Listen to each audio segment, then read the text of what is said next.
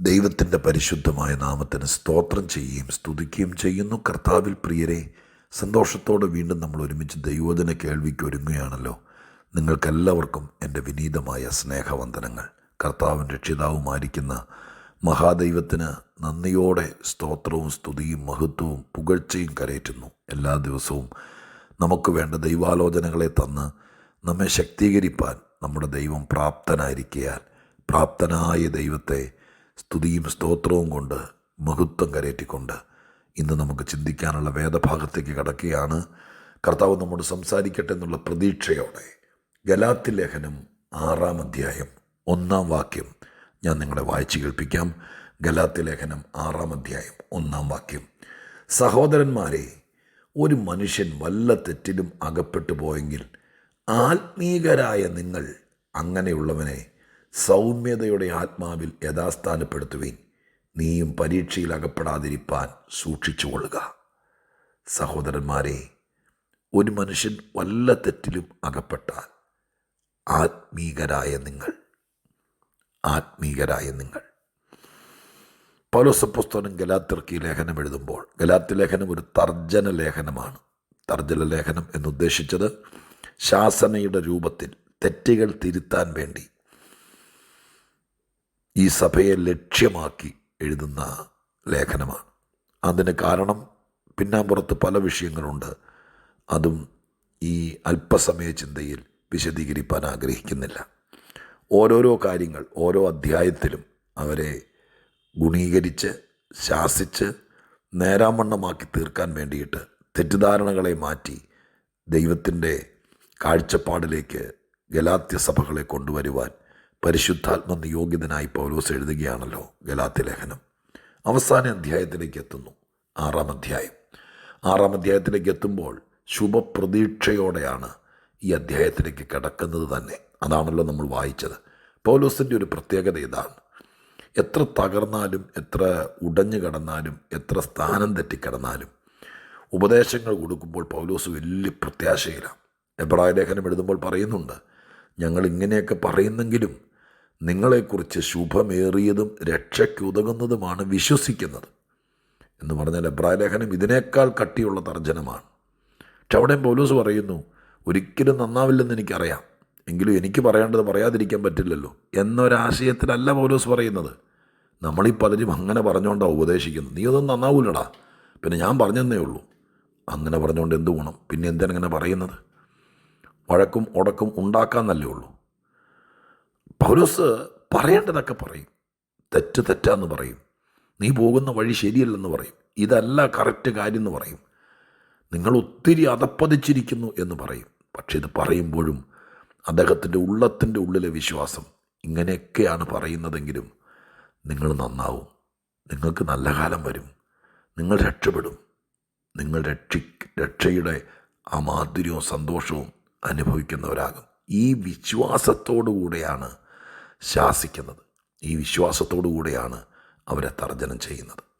എന്നതുപോലെ 6-ാം അധ്യായം തുടങ്ങുന്നതേ ഒരു വലിയ പ്രതീക്ഷയിലാണ്.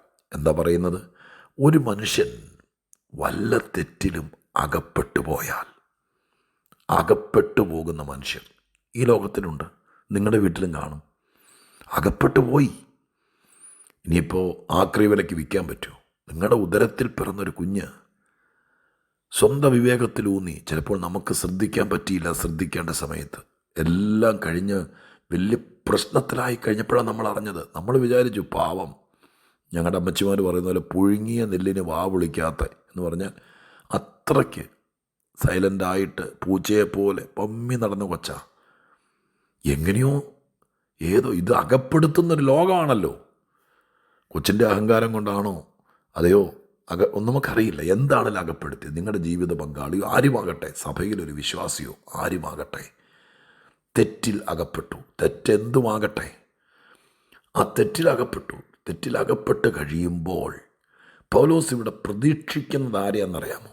തെറ്റിലകപ്പെട്ടവൻ. അയ്യോ, ഇനി അവൻ പോയി, ഇനി അവനെ സഭയെ കയറ്റണ്ട, അവനെ ഇനി വീട്ടിൽ കയറ്റണ്ട, ഇവനൊരുത്തം കാരണം നശിപ്പിച്ചു എന്ന് പറഞ്ഞുകൊണ്ട് തെറ്റിലകപ്പെട്ടവനെ അവനെ മാത്രം നോക്കി തലേ കൈവച്ച് ഇവനൊരുത്തൻ എന്ന് പറഞ്ഞ് പ്രാഗി അങ്ങനെ തെറ്റിലകപ്പെട്ടവനെ അല്ല ലക്ഷ്യമാക്കിയത്.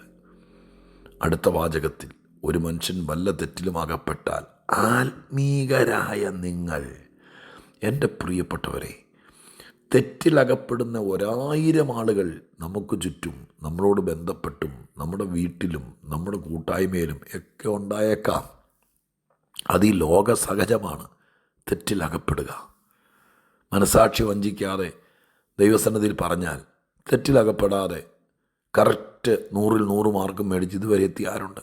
തെറ്റിലൊക്കെ അകപ്പെട്ടു പോയ ഒരുപാട് സന്ദർഭമുണ്ട്. മഹാകാരുണ്യവാനായ ദൈവത്തിൻ്റെ കരുണ കൊണ്ട് പൗലോസ് പറഞ്ഞതുപോലെ പാപികളിൽ ഒന്നാമനായിരുന്നവനെ ദൈവത്തിൻ്റെ കൃപ കൊണ്ട് ഇത്രത്തോളമൊക്കെ കൊണ്ടുവന്നല്ലേ ഉള്ളൂ. അപ്പം തെറ്റിലകപ്പെട്ടു പോയാൽ ആയിരക്കണക്കിന് ആളുകൾ തെറ്റിലകപ്പെടുന്നു. പക്ഷേ എല്ലാ കാലത്തും ആത്മീകരുണ്ടാവും, എല്ലായിടത്തും ഉണ്ടാവും. എല്ലാവരും അങ്ങ് കള്ളന്മാരും ചതിയന്മാരും അല്ലല്ലോ, ആത്മീകരുണ്ട്. ഇന്നിത് കേൾക്കുമ്പോൾ നാം നമ്മെ തന്നെ വിലയിരുത്തുക. എപ്പോഴും തെറ്റിലകപ്പെട്ട് വീണ് ആരുടെങ്കിലും വഴക്ക് കേട്ട് പ്രാഗൽഭ്യം നഷ്ടപ്പെട്ട് അങ്ങനെ പോകുന്ന ഒരാളായിട്ട് ജീവിതം തുടരാതെ, ഈ വാക്യത്തിൽ 2 കൂട്ടരാണ്: തെറ്റിലകപ്പെടുന്ന മനുഷ്യനും തൊട്ടിപ്പുറേ ആത്മീകരായ മനുഷ്യരും. പ്രിയരെ, ആത്മീകരെന്ന് പറയുന്നത് ഏതെങ്കിലും സഭയുടെ അടിസ്ഥാനത്തിലോ ഇന്ന കൂട്ടരോ ഒന്നുമല്ല. ഉപദേശപരമായിട്ട് ഈ കാര്യങ്ങൾക്കെല്ലാം വ്യത്യാസം ഉണ്ടാവും. പക്ഷേ ആത്മീകർ എന്ന് പറയുന്നത് അവനവൻ്റെ ആത്മീക സ്റ്റാൻഡേർഡ് സൂക്ഷിക്കുന്നത് കൊണ്ടാണ്. അതിപ്പോൾ ഇന്ന സഭയ്ക്കകത്ത് വന്നിട്ടും ആത്മീകൻ പോയിട്ട് ജഡീകനേക്കാൾ അപ്പുറം മൃഗീയനായി ജീവിക്കുന്ന ആൾക്കാരില്ലേ? ആര് പറഞ്ഞാലും ഒതുങ്ങാത്തവർ, എത്ര പറഞ്ഞാലും വിശ്വസിക്കാത്തവർ, ഒരു മനസാക്ഷിയില്ലാത്തവർ. ആത്മീകർ അവരാരാന്ന് പഠിക്കണം കേട്ടോ. ഒരുവൻ ആത്മീകനാകാൻ എന്താണ് അവൻ്റെ ലക്ഷണം?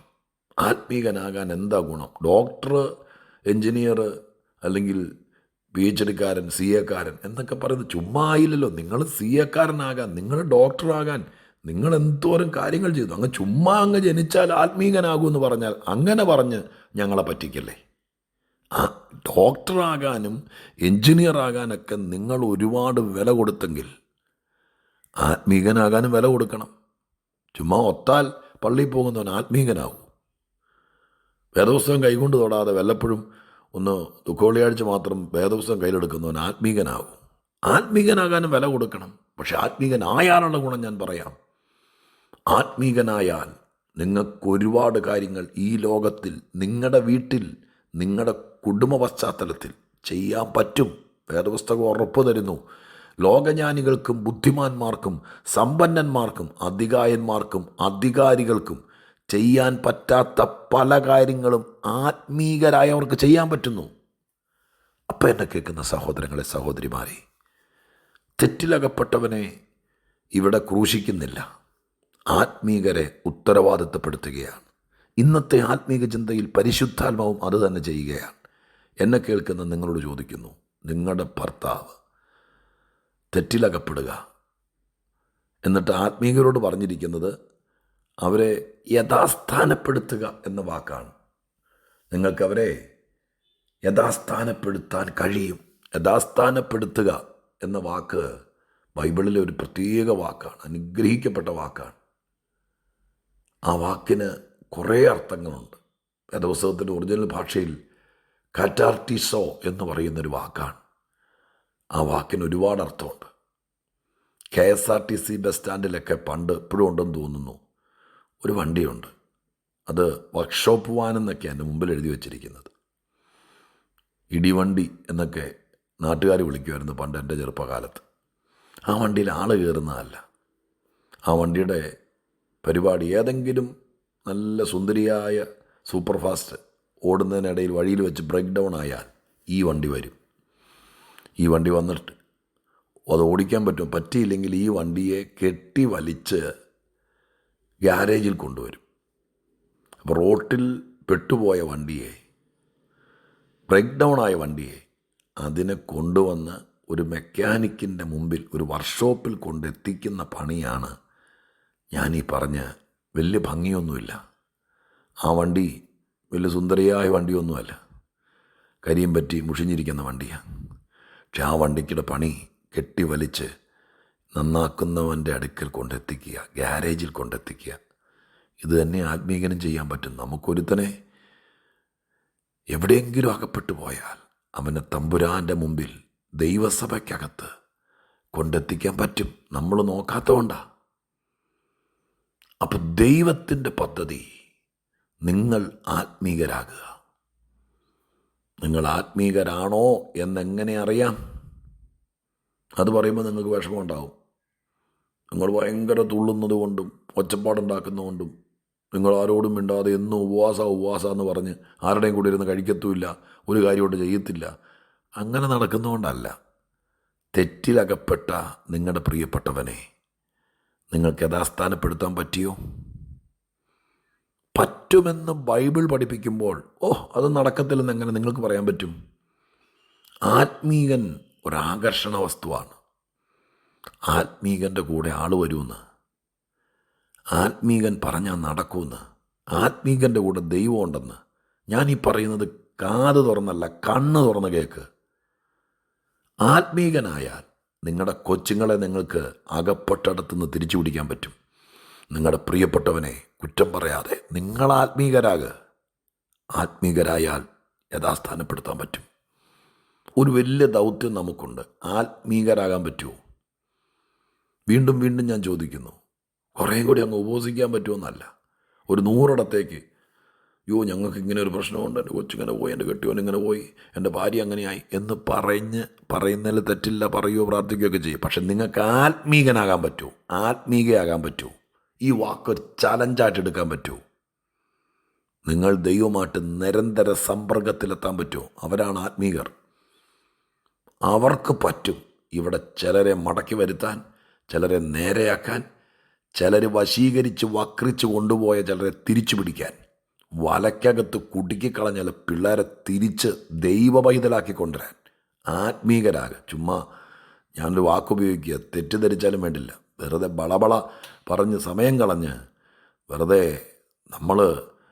നമ്മൾ ആത്മീകരാകാതെ എല്ലാവരെയും കുറ്റം പറഞ്ഞ്, പിശാചിനെയും കുറ്റം പറഞ്ഞ്, പൗലോസിൻ്റെയും പരിശുദ്ധാത്മാവിൻ്റെയും വേദപുസ്തകത്തിൻ്റെയും ആത്മാർത്ഥത മനസ്സിലാക്കിയിട്ട് ആത്മീകരായാൽ എനിക്ക് നേടേണ്ടതിനെ നേടി എൻ്റെ പ്രിയപ്പെട്ടവരെ യഥാസ്ഥാനപ്പെടുത്താൻ പറ്റുമെന്നുള്ള ചലഞ്ച് ഇന്ന് ഏറ്റെടുക്കുക. എന്നിട്ട് ദൈവത്തോട് പറ, എന്നെ ആത്മീകനാക്ക്, എനിക്ക് പറ്റുമപ്പാ എന്ന് വിശ്വസിക്കുക.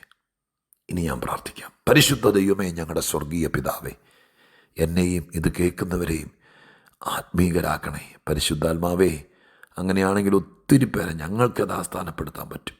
ഞങ്ങളുടെ ദൗത്യമതാ. കർത്താവ് അത് ചെയ്യണേ. അകപ്പെട്ടു പോയ ഒത്തിരി പേരുണ്ട് ഞങ്ങളുടെയൊക്കെ കൂടെ, ഞങ്ങളുടെ രക്തബന്ധങ്ങൾ, ഞങ്ങളുടെ കുടുംബാംഗങ്ങൾ, അവരെല്ലാം യഥാസ്ഥാനപ്പെടുത്താൻ ആത്മീകർക്കേ പറ്റൂ. ഞങ്ങളെ ആത്മീകരാക്കണേ. പ്രാർത്ഥന കേട്ടതിന് നന്ദി. യേശുവിൻ നാമത്തിൽ തന്നെ. ആമേൻ.